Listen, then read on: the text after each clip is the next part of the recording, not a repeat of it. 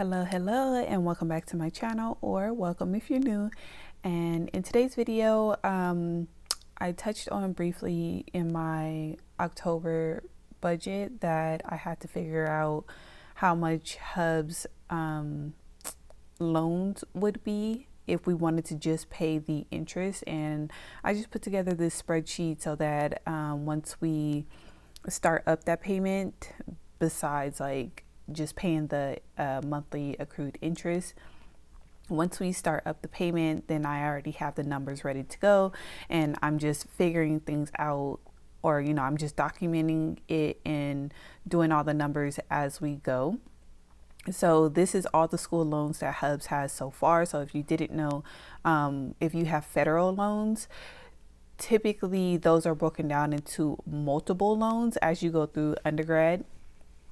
And it's not just one lump sum. So it's good to look at the loans individually and look at the terms of the loan. So like this first one right here, Hubs, for the federal loans, he has a mixture of subsidized and unsubsidized loans. And I'm not really going to touch on like the types of loans that they are. Well, I'll just say it. They're direct loans, but that doesn't really matter to me. All I care about is whether they're subsidized or unsubsidized, because subsidized loans, the interest is not accruing while you're in schools, meaning that they're not charging you interest while you're in school. But unsubsidized loans means that you are getting charged interest while you go through school. So it's in your best interest to pay the interest every month as it accrues, so that once you graduate, that interest that has been accruing every single month while you have been going through school, it won't be tacked on to the overall loans that you took out, and then now you have a much greater loan that you have to repay. So that's pretty much in a nutshell how capitalization works on loans. But for this video, I just wanted to, since I have this put together, I just wanted to touch on if we had to repay these loans, like if this was it.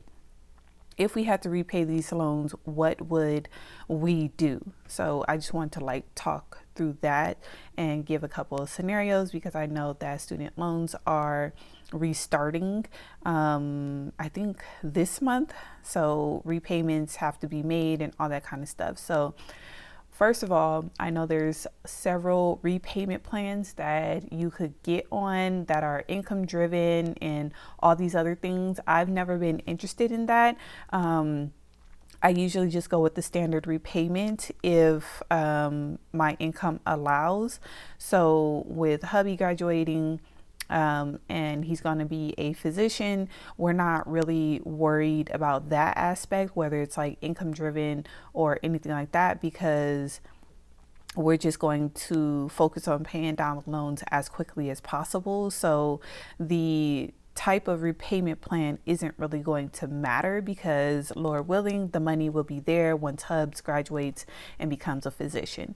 But you do have to take into account the time that it takes for him to actually get a job if he does not secure one before he graduates or shortly after he graduates. So, and of course I will still be working, so if it takes some time for him to get a job, then it needs, like, the repayment amount would be more of a factor into because it would be based on my income, because at that point we're no longer getting our income subsidized by student loans, which is what we're doing now. So with all of that said, to quickly just say that the monthly interest amount that we need to repay for all of these loans are right here in this column. So all the totals are at the top, or to like different information that is applicable and that I would like to know. So if we were to start paying the interest on his loans, then the monthly amount would be $101.10. So this column is based on once he graduates. That is the monthly interest that we need to pay. But for right now, since these loans, let's see, this is kind of difficult. I'm not used to, I'm doing this on my iPad, so I'm not really used to, Jesus. Maybe I can get my Apple Pen.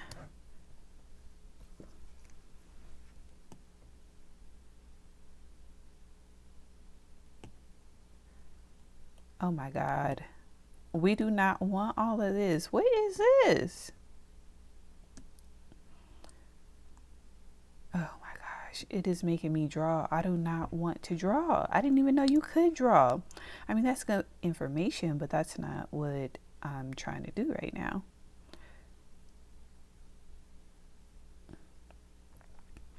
So I cannot highlight the cells or the rows. So what we're going to do is these loans right here are not accruing interest because they are subsidized loans. So I only really need to pay attention to this monthly amount. So in order to not have these unsubsidized loans capitalized once he graduates, we need to pay.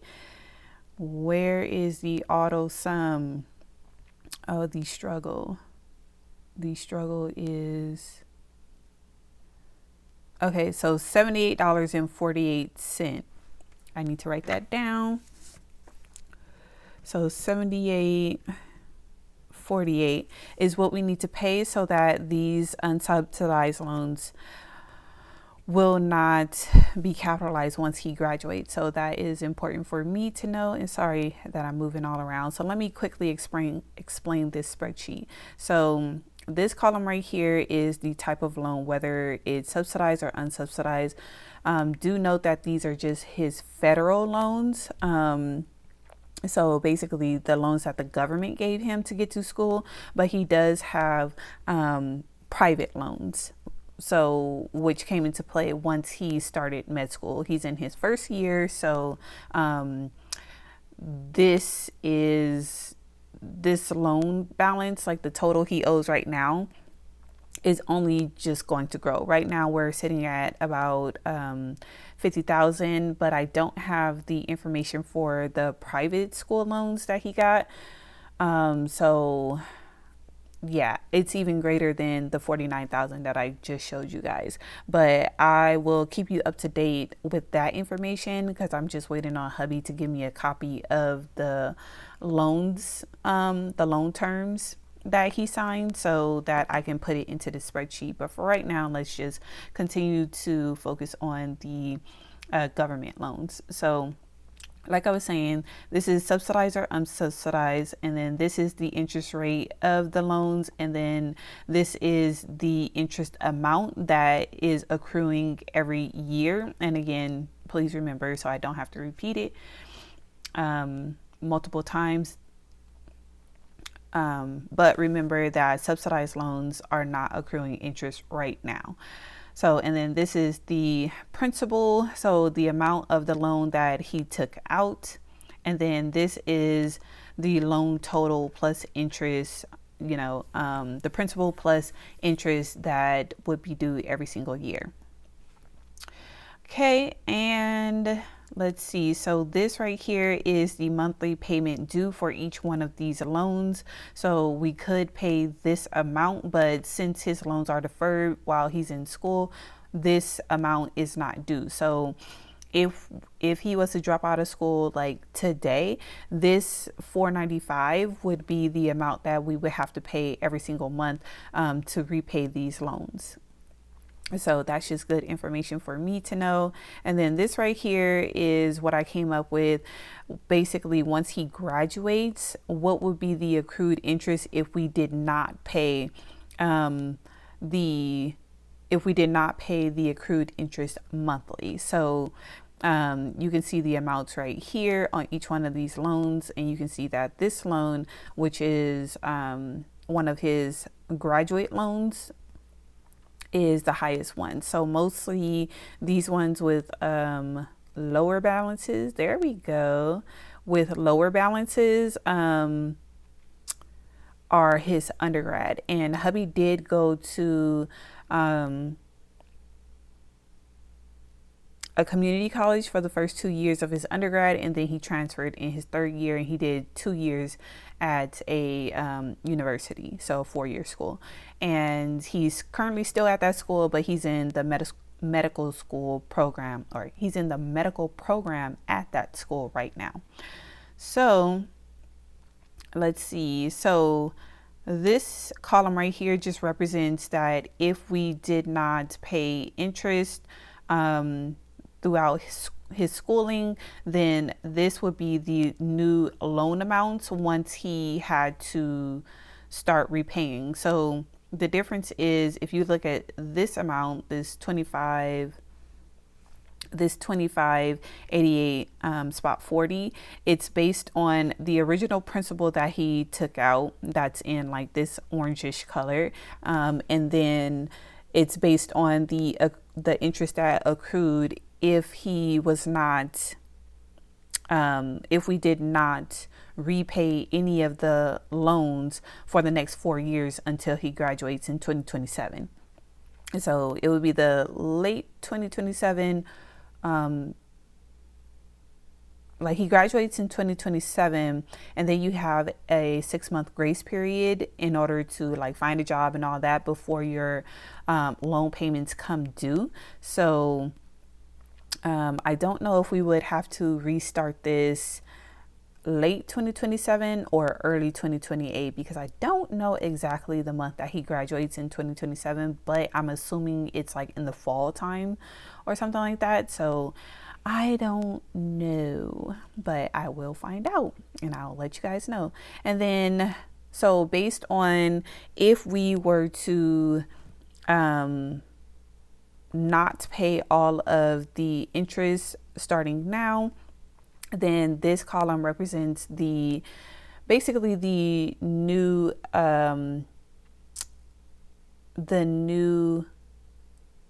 monthly payments that we would need to make based on the capitalized loans. So you can see that right here. So the new capitalized loans is in blue, and then it's just multiplied by the interest rate. So that would be the new payment.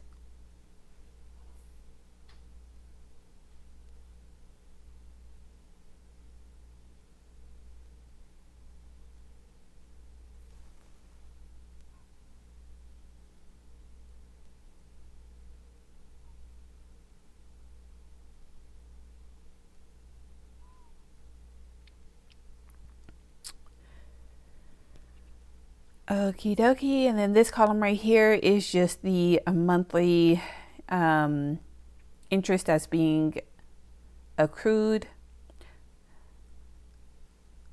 This column right here is the interest that's being accrued monthly. We already went over that. And then this right here, I got straight off of the loan website, that basically at the end of, because these are 10-year loan terms. So if he took all 10 years to repay these loans, this is the amount of interest per loan that he would have paid. And then this right here just represents the total amount that he would have repaid if he took the whole 10 years to repay his loans, which is right now it's sitting at 60,000. So yeah, not bad. And you can see that like it's not that bad right now, because typically his interest rates are super low, but over the last couple of years they've been creeping up with this whopping 7%. But typically this is the government loan that he got once he started med school. Typically with graduate loans, even though they're given to you by the government, they do have a higher interest rate than the ones that you get in undergrad. Those are typically like 2, 3, 4%, depending on how the economy is doing and all that good stuff. So yes, so to go over how we would repay these loans. So there's typically two schools of thought when it comes to repaying loans. It's either you want to do the avalanche method, which goes off of you want to do the avalanche method, which says that you should repay your loans based on the highest interest rate. Just start with the loan with the highest interest rate and pay that one off first, and then, you know, go down. So that would, if we did the avalanche method, we would start with this loan at 7%, and then we would pick one of these 4.99%. And then we would go to, you know, the next one, so on and so forth. And if there's multiple loans with the same interest rate, what I would do is, under the avalanche method, I would go with the one with the highest loan balance, so the highest principal balance. So that's the avalanche method, but I prefer the snowball method because I feel like it gives you more momentum.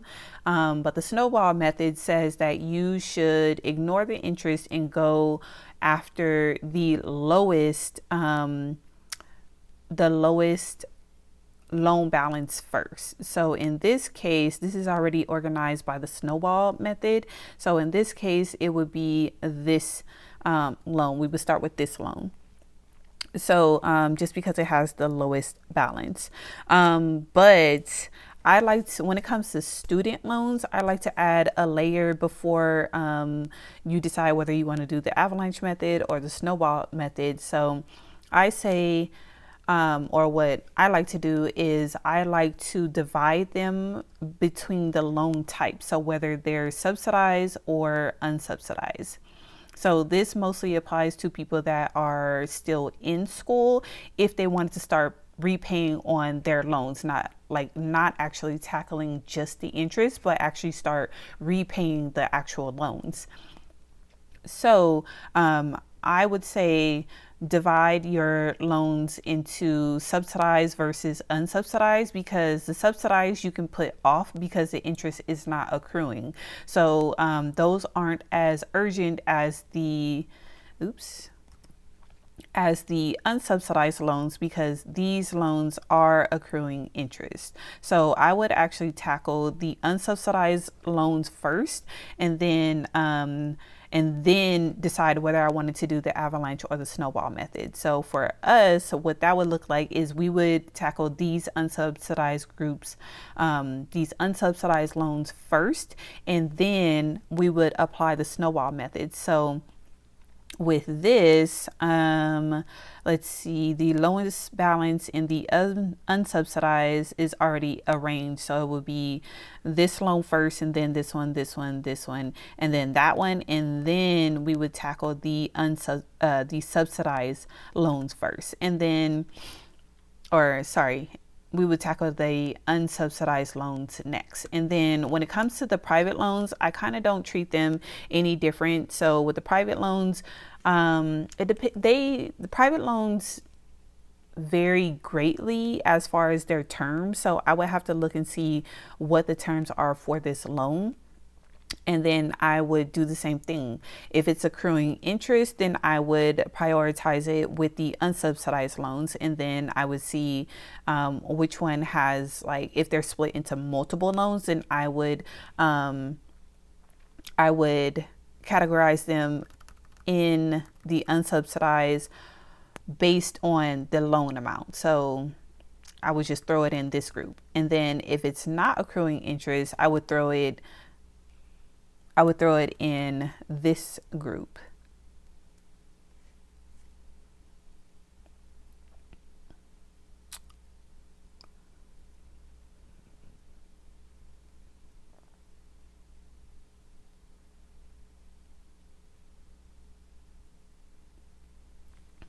Okay, so that is what we would do while hubby is in school right now, because these subsidized loans aren't accruing interest. Now, if we wanted to start repaying once he graduated and we didn't, I just saved this spreadsheet and never looked at it until he graduated, then what would happen is I would just go off of the avalanche method or the snowball method, because at the point of graduating, it doesn't really matter whether the loan is subsidized or unsubsidized, because once you start repayment, the subsidized loans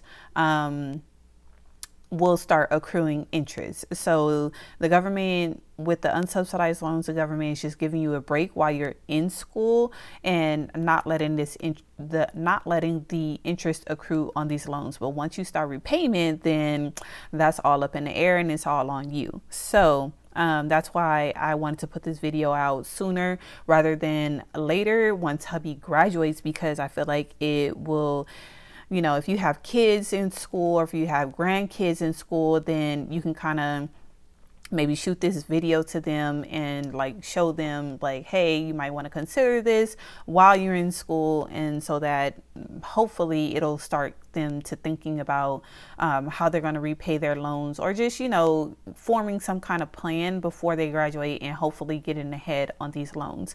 But if your child or grandchild or spouse or whatever has already graduated, then, you know, it just,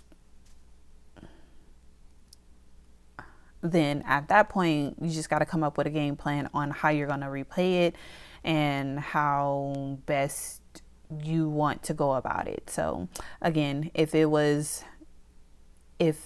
these loans were due right now, we would go ahead and just pay the loans based on the snowball method, with the lowest balance being paid first.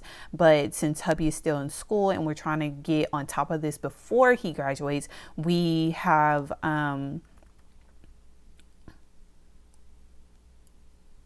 we are able to start making payments now, because again, you don't have to graduate in order to start repaying your loans. So since we have that option, we're going to go ahead and start paying the interest on these unsubsidized loans, so that once he graduates, the interest is not capitalized and added to his original balance that he took out, that's in this column. And then once any loans are capitalized, then the new payment that will be due once you need to start repaying will be greater. So we want to prevent that and get on top of this right now. So I hope that all makes sense. It was kind of fast. If you have any questions, drop it down in the comments and I'll be happy to answer as best as I can. But otherwise, I hope this video helped somebody. I'll catch you guys in the next one. Bye.